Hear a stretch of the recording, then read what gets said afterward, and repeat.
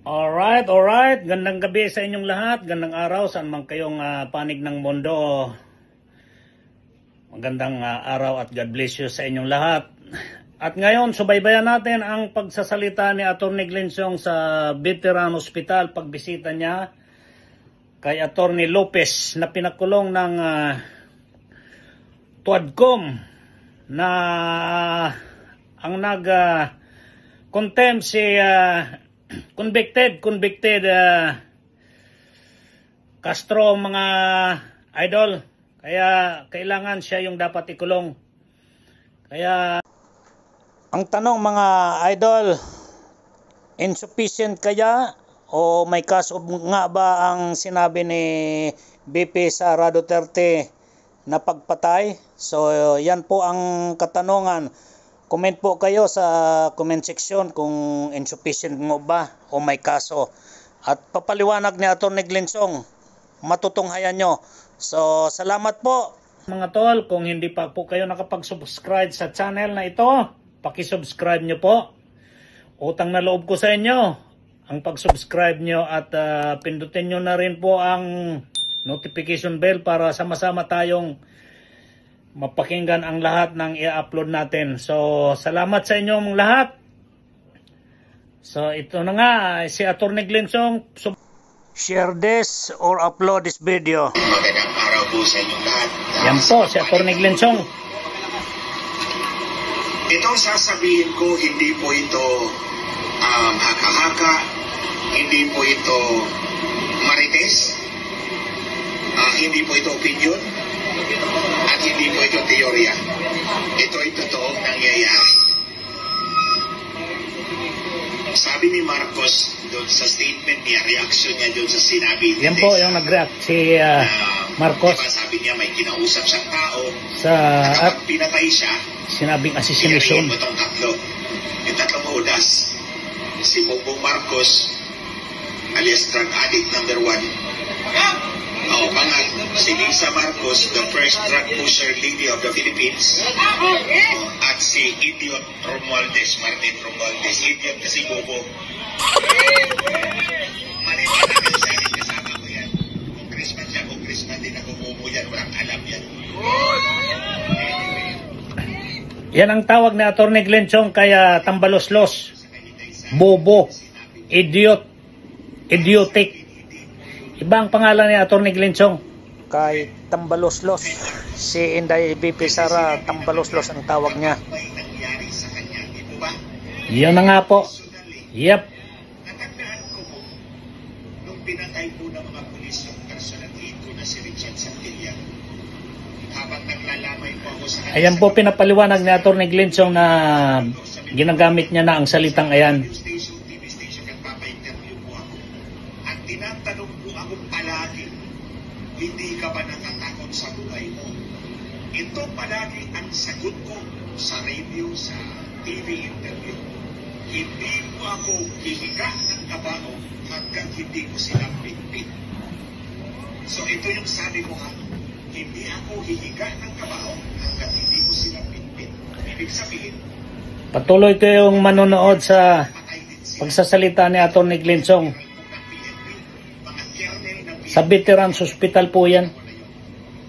so ibig kong sabihin, ang sinabi ni Inday Sara, sinabi ko na yan noong 20. Yan na nga. Na hindi ako hihiga ng kabaho hanggang hindi ko pinpin. Sinabi ni Inday BP Sara, sinabi na rin ni Atty. Glensong. Pero wala silang nagawa. In other words, so sinabi ni Inday Sara is a matter of survival. Di po ba? Yun na nga ang sinasabi. Sinabi ko, Is a matter of survival para hindi na mangyari ang lahat. itong mga general na to, itong mga colonel na to, may kinausap din akong tao, tulad kay Inday Sara, may kinausap din akong tao, pag pinatay ako, patay din to. And I survive. Because yun yung Survival. As a matter of survival. yung karanasan. Sabi ni Atty. Glensong walang kaso rin. That's the context na dapat intindihin natin yung sinabi ni Inday Sara. Di po ba? It is a matter of survival. Kapag pinatay niyo, papatayin ko rin kayo. Amanos tayo. Because alam ni Inday Sara na may banta sa buhay niya. And she should not take it lightly. Kasi drug addict si Mr. Marcos. Napakalinaw po. Drug pusher bangag pa nga. Drug addict, bangag pa. Mga manipulador itong minanipula nila yung eleksyon para makaupo sila sa Malacanang. Believe me, tingnan ninyo, yung paratang ko, Ayan, paulit-ulit na sinasabi na Atty. Glinsong mga idol, mahigit isang mga kabayan, yung pangyayari sa eleksyon, yan pinaka mainit ang dugo ni Atty. Glinsong sa mag-asawang yan. sinampahan ako ng 4 na disbarment cases. Pinapatanggalan nila ako ng lisensya bilang abogado. O hindi umobra. Ngayong araw, sinulatan ako ng BIR. Ang Bureau of Internal Revenue na naman ang ginamit laban sa akin. Hindi umobra ang IDB, hindi umobra ang Supreme Court. Ito ay BIR na naman ang Yan na nga, laban sa gusto pang i-disbars si Atty. Glinsong dahil sa sinulat ako. paglalathala ni Atty. Glinsong sa dayaan ng eleksyon. Trust the Dutertes, get out of the pack. Hindi ako sumunod at sinabi ko, I'll just be crushed in the Dutertes. Try me if you can. Ito nga yung sagot nila. Pero mga kababayan, sa halip na matakot, nandito ako sa inyo. Sa inyong harapan para magpakita ng suporta para sa totoong halal ng taong bayan si Inday Sara Duterte. Yes, yan po si Atty. Glinsong. Si Marcos Protect Inday Sara Duterte. ng kanyang asawa ang Smartmatic para dagdagan ang kanyang boto. Pag dinagdagan mo ang boto, kumuha ka ng boto sa iba, nandaya ka. Paulit-ulit pong pinapaliwanag ni Atty. Glinsong ang pagdadaya ni Walang karapatan si Marcos Bongbong Marcos. about mandate dahil wala siyang mandato. At O hinahanap bakit may mandato ba si Lisa Smag? si Bongbong Marcos at si Lisa Marcos, hinahamon ko kayong ulit ngayon.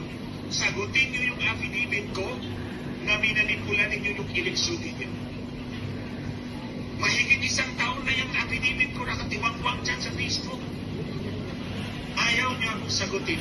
Dahil wala kayong may isasagot. Sayang. Totoo ang Hindi sinasabi tumakbo ko. si, At Atty. pinanindigan Glinsong. ko yan ngayon. Mula pa Senado. noon hanggang ngayon.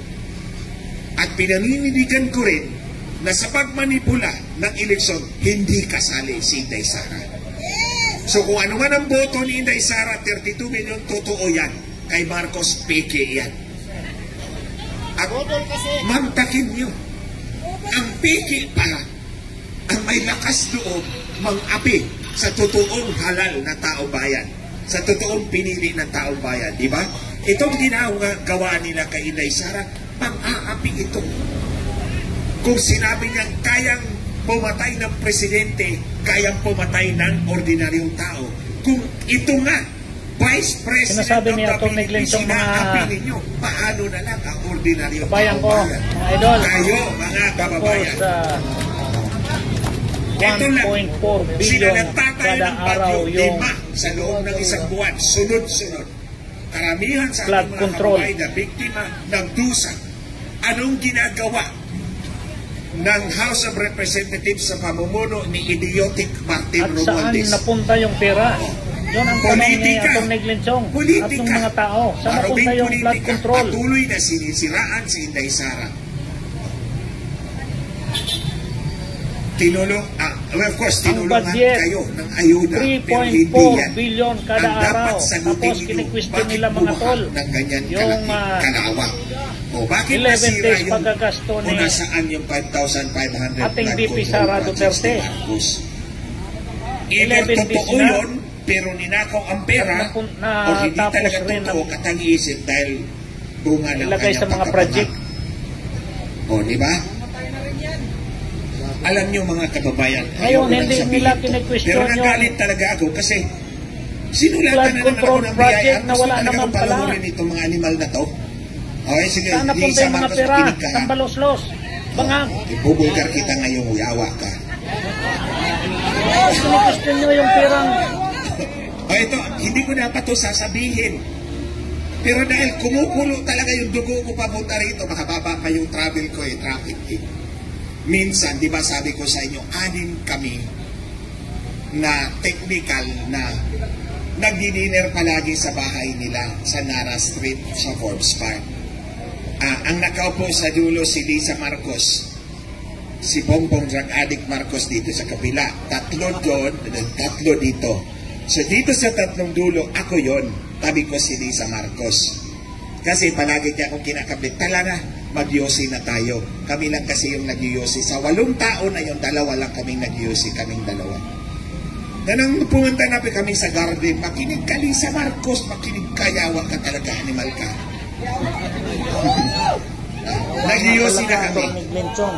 Sabi niya, alam mo, pag si Bongit hindi sumunod sa akin, ayoko magpaiyot sa kanya. Siyempre, nasak ako. Si Lisa Ismag ayaw magpaiyot kay Bongit pag hindi sumunod si Bongit sa kanya. Ulitin ko. Yan! Alam mo, pag si Bongit hindi sumunod sa akin, si Bongit, si Marcos yun. Ayoko magpaiyot sa kanya. Siyempre, nasak ako. Pwede ba nagpangag itong babaeng to? Wala naman kasama doon sa kanilang higaan, ha? Hindi naman kasama sa kanilang kasalan, ha? Ba't mo sasabihin sa akin yan? I'm an entirely separate person, entity. Tapos sasabihin mo sa akin, ayaw mo magpaiyot pag hindi sumunod yung asawa mo sa kanya. Hindi ka pa nang pangag. Kaya, nagtatanong nga si Maharlika one time, eh. May ano ka ba? May indication ka ba na pangag talaga itong mga asawa? Hindi ko na lang sinabi kasi ayoko sana. Eh, ayaw kong tantanan itong mga animal na to, eh. Eh, di vulgar na kita. Lisa, isa pa lang yan, ha? Marami pa. Tandaan mo, 6 na taon kang nagtatakdak na ako lang nakakarinig. So, ayan mga kababayan, para malaman ninyo kung gaano kabangag ang utak nitong babaeng bruhang ito. Imagine ka, kung hindi susunod si Bongit sa akin, ayoko magpaiyot sa kanya. Kaya nga paulit-ulit ko sinasabi sa inyo mga kababayan, si Bongbong Marcos, si Bongbong Marcos, alipin talaga yan ni Lisa Marcos. Lahat ng dikta ni Lisa Marcos, susundin ni Bongbong Marcos. Kung hindi siya makaiyot. Attorney, baka ikaw ang type!